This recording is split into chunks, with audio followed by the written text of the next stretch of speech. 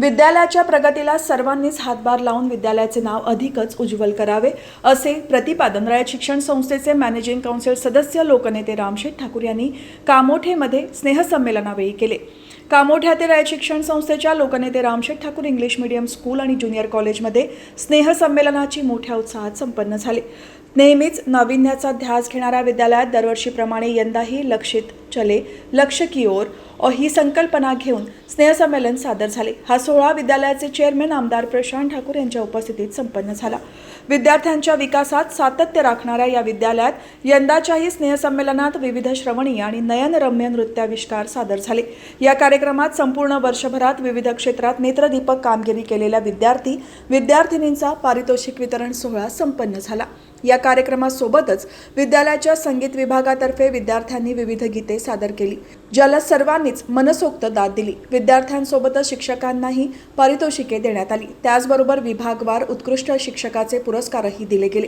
यावेळी विद्यालयाच्या प्राचार्या स्वप्नाली म्हात्रे यांनी विद्यालयाच्या विविध उपक्रमांची तसेच विद्यालयाच्या चढत्या आलेखाची माहिती दिली।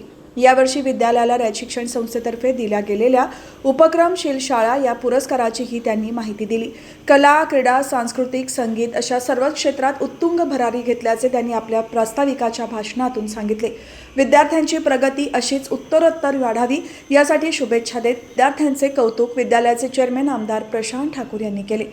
स्कूल के बच्चे आज अलग अलग फील्ड में जाकर जिस तरीके से परफॉर्म कर रहे हैं वो देखते हुए मुझे पूरा विश्वास है कि आप सभी को अपने ये अगली जनरेशन के ऊपर गर्व होता होगा।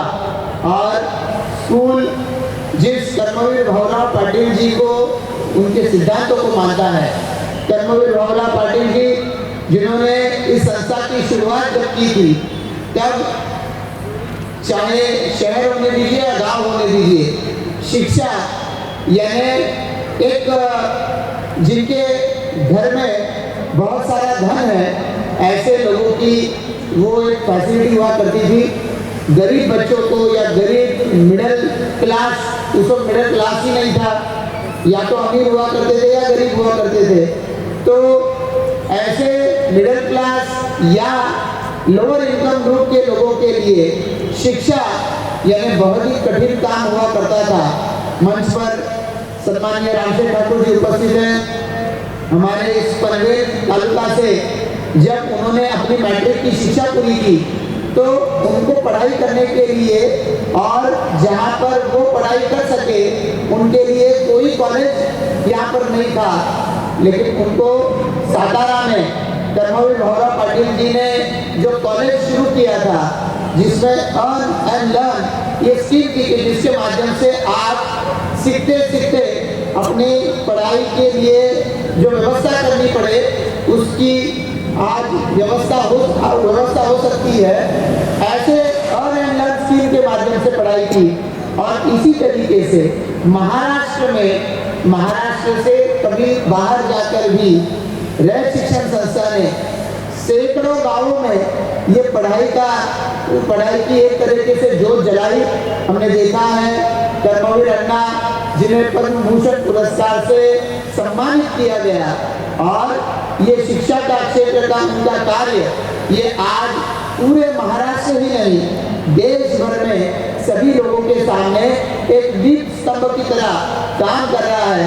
और जिसकी ये आज परिणति है कि महाराष्ट्र के सुदूर क्षेत्रों में काम करने वाली ये संस्था एशिया की सबसे बड़ी शिक्षण संस्था के बीच में इसकी गिनती होती है। तो ऐसी ये संस्था आज कामोठा में हम सभी को यहाँ पर एक पढ़ाई के लिए नए यार्डस्टिक बना रही है।